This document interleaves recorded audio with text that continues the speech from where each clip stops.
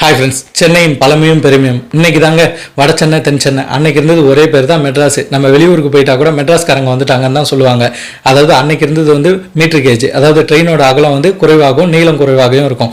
அதில் 5 ரூபா டிக்கெட் எடுத்துகிட்டு போனீங்கன்னா மாம்பழம் ரயில்வே ஸ்டேஷனு, மாம்பழத்தில் இறங்குனீங்கன்னா ரங்கநாதன் ஸ்ட்ரீட்டு அண்ணாந்து பார்த்தீங்கன்னா சரவணா ஸ்டோருக்குள்ளே போயிட்டு பர்ச்சேஸ் பண்ணிட்டு மாடிக்கு போனீங்கன்னா 10 ரூபாய்க்குள்ள பிரிஞ்சி சாதம் சாப்பாடு. வெளியே வந்தீங்கன்னா சத்யா பஜார், பாண்டி பஜார். கிண்டி பக்கம் போகிறீங்களா, ஆளுநர் மாளிகை, ஐஐடி, அண்ணா யூனிவர்சிட்டி, காந்தி மண்டபம், பாம்பு பண்ணை. அடையார் பக்கம் போகிறீங்களா, சாந்தம் சர்ச்சு, கலெக்டர்ஸ், ஜட்ஜஸோட கோட்ரஸு, அதுக்கப்புறம் அஷ்டலட்சுமி கோயில், மாதா கோயில், பெசநகர் பீச்சு.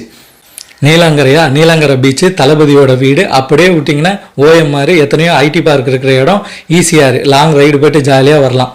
இருக்கிறதுலே பெரிய ஜூ நம்மளோட வண்டலூர் ஜூ. துணி எடுக்கணுமா, காஞ்சிபுரம் பட்டு, வண்ணாரப்பேட்டை. கல்யாணத்துக்கு எண்ணற்ற பேர் வந்து எடுக்கிற இடம்.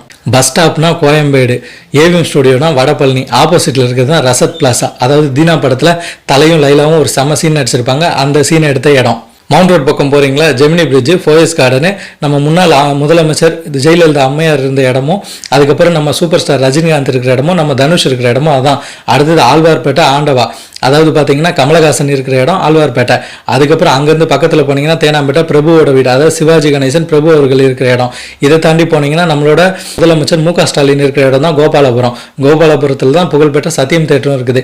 அப்படியே மவுண்ட் ரோடு மெயினில் வந்தீங்கன்னா உங்களுக்கு ஸ்பென்சர் பிளாசா, சென்னையோட பழைய மாலுங்க. அதுக்கப்புறம் தாண்டி போனீங்கன்னா ரிச் ஸ்ட்ரீட், எலக்ட்ரிக்கல் அண்ட் எலக்ட்ரானிக்ஸோட கடல் மார்க்கெட்டு. அந்த மார்க்கெட்டை பார்த்துட்டு வெளியே வந்தீங்கன்னா சுட சுட உங்களுக்கு ரோட்டு கடை பிரியாணி சாப்பிட்டு முடிச்சுட்டு வெளியே போனீங்களா, வண்டியை ரெடி பண்ணணும், நம்மளுக்கு இருக்கவே இருக்குது புதுப்பேட்டை. அங்கேருந்து வெளியே நீங்கள் மெரினா பீச்சுக்கு போனோமா, அதுக்கு முன்னாடி இருக்குது நம்மளோட மெட்ராஸ் யூனிவர்சிட்டிக்கு ஆப்போசிட்டில் இருக்குது தான் நம்மளோட ஸ்டேடியம். என்ன ஸ்டேடியம்? சேப்பாக்கம் ஸ்டேடியத்தில் மேட்சை பார்த்துட்டு நீங்கள் வெளியே வந்தீங்கன்னா சேப்பாக்கம் ஸ்டேடியம் ரயில்வே ஸ்டேஷனில் மேலே ஏறினீங்கன்னா இன்றைக்கி தாங்க மெட்ரோ. அன்னைக்கு இருந்தது வந்து பறக்கும் ட்ரெயின், அதுலேருந்து வேளச்சேரி வரைக்கும் போகலாம். நீங்கள் சென்னையே மேலேருந்து டாப் அங்கில் பார்க்கலாம். அதுக்கப்புறம் போனீங்கன்னா Marina beach, city centre, light house, swimming pool இருக்குது. அதாவது மெரினா பீச்சில் இருக்க ஸ்விம்மிங் பூலில் 1 ஹவருக்கு 15 ரூபா தான் டிக்கெட்டு. சாப்பிட்டு ஜம்முன்னு உட்காந்துருந்தீங்கன்னா பாய் தாத்தா வருவார், உங்களுக்கு பிரியாணி தருவார். அதாவது 15 ரூபாய்க்கு தான் பிரியாணி, 10 ரூபாய்க்கும் கொடுப்பாரு. அப்படியே டைம் இருந்துச்சா படத்துக்கு போகுமா, நம்மளோட Udhayam theatre, Kasi theatre, Rohini theatre, Kamala theatre. அதையும் மாரி சுற்றி பார்க்கணுமா, ராயபுரம் பிரிட்ஜு, காசிமேடு, எண்ணூர், N4. இதெல்லாம் முடிச்சுட்டு நீங்கள் ஊருக்கு போகணுமா, கோயம்பேடு பஸ் ஸ்டாப் இருக்குது. சவுத்து பக்கம் போகணுமா, உங்களுக்கு Tambaram railway station, Egmore railway station. North பக்கம் போகிறோமா, சென்ட்ரல் ரயில்வே ஸ்டேஷன். சென்ட்ரல்னு சொன்னோடனே தான் ஞாபகம் வருது, சென்ட்ரலில் தான் இருக்குது பர்மா பஜார்.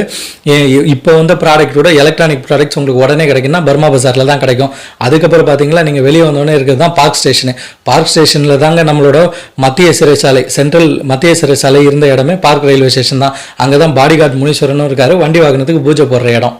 இன்னும் சென்னையில் சொல்லிக்கிட்டே போகலாம், அவ்வளோ பிளேசஸ் இருக்குது.